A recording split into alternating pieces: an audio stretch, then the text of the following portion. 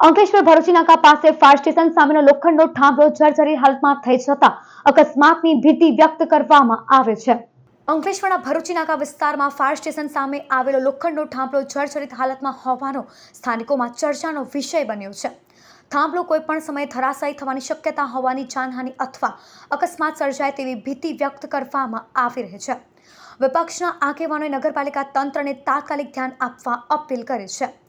તેઓએ જણાવ્યું કે જો વહેલી તકે આ જર્જરિત થાંભલાને હટાવવામાં નહીં આવે તો ગંભીર અકસ્માત સર્જાઈ શકે છે।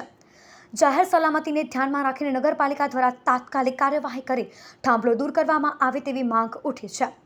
સ્થાનિક રહેવાસીઓએ પણ સંભવિત જાનહાનિ અટકાવવા માટે નગરપાલિકાને ત્વરિત પગલાં ભરવા જોઈએ તેવી માંગણી કરી છે।